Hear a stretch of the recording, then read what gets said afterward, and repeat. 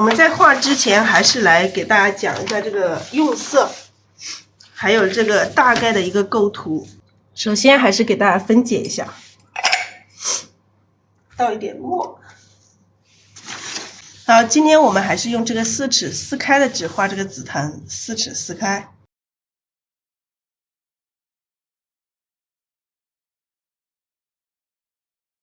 画这个紫藤，大概的构思一下这个构图，我们可以在这里画一串，画一串啊，画一串，后面再来一串，后面来一串，枝可以从这里出，从这里出，然后从这里上来，这里会有一些叶子。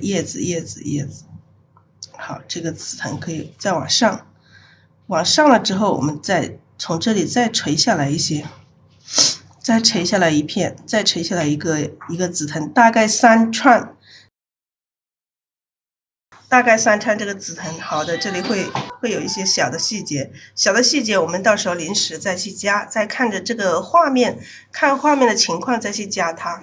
大概这样子的一个构图，然后最主要就是一个用颜色，我们的颜色。这个紫藤的话特别简单，所以我们紫藤的花它都是一样的，我们不需要说去怎么样去每一次像牡丹花一样的去把每一个的花都去分解，因为牡丹花每一个花它的形态、它的姿态和品种都是不一样的，但是紫藤它基本上都是一样的。只是说颜色上会有一些区别。颜色，我们颜色这个花的颜色，首先是花啊，花的颜色我们用这个玫瑰红，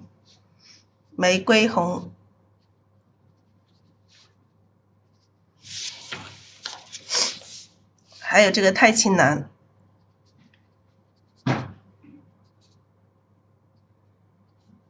还有这个胭脂，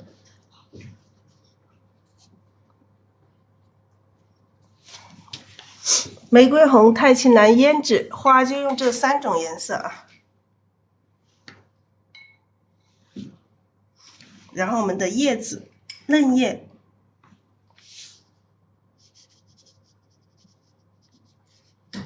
的颜色还是这个跟牡丹花的嫩芽的颜色是一样的。胭脂，这个是用这个三绿、藤黄、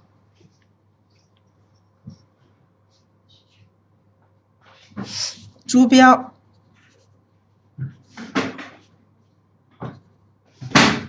胭脂。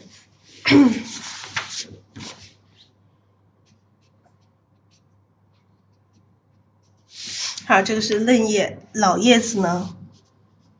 老叶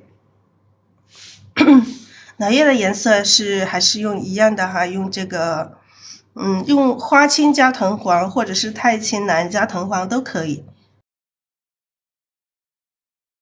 花青和藤黄，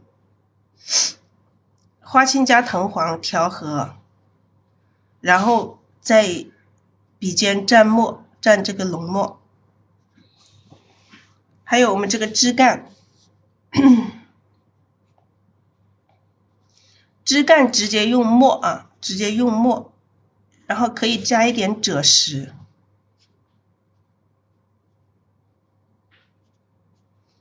直接用墨加一点赭石。这个是我们紫藤需要用的这些颜色。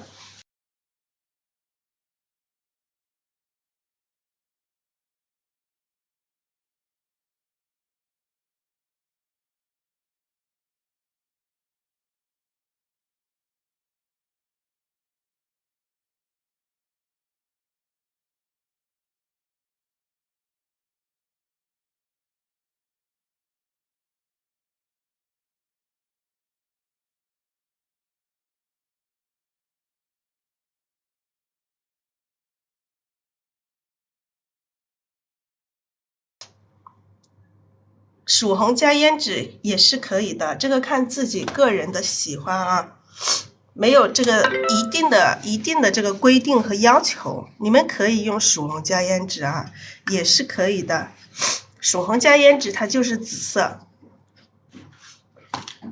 但是这个的话，每个人的喜爱不一样。我喜欢用这个玫瑰红加胭脂，因为它出来的颜色会更加不一样一些。这个看自己的喜欢。哎，我们还要加一些太白啊。有的时候在这个花瓣最浅的地方，我们会要加一点太白。对，我们还是把写上，这个太白也是需要用的。有的时候还是要用到一些太白啊。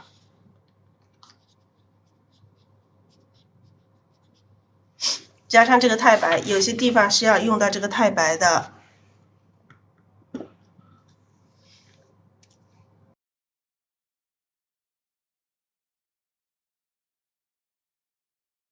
好，我们调色的时候，我们首先我们就把这个玫瑰红和这个太青蓝这样子混合在一起。大家看一下这个玫瑰红和太青蓝，玫瑰红和太青蓝混合在一起，它也是紫色，只是说紫的会有一些不一样。每一种颜色调和出来的这个颜色，它会有一些区别，这个看你自己喜欢。你们可以用这个曙红。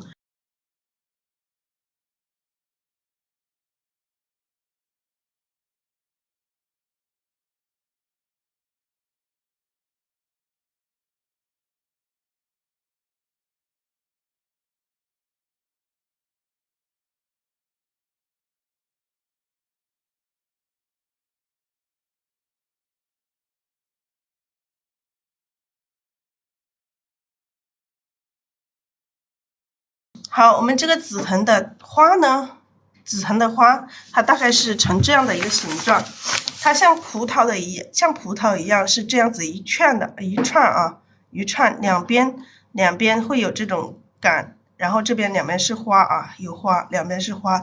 花的话从小到大啊，下面是小，上面是大，越来越大，越到上面越盛开，越来越大。它是呈这样子一个形状，像葡萄一样，越来越大，越来越大，越来越大。它感觉是这样子，大概呈这样的一个形状。下面的话一般都是一些很小，还没有盛开的这种小花苞。我们直接调这两种颜色就可以了。直接调这个玫瑰红和这个胭脂，调深一点，直接玫瑰红和胭脂就可以了。这个下面的小花苞，我们就直接这么一点就可以了。哎，一点就是一个，一点就是一个，一点就是一个，看到没有？这个紫藤特别简单，画紫藤比牡丹是简单太多了。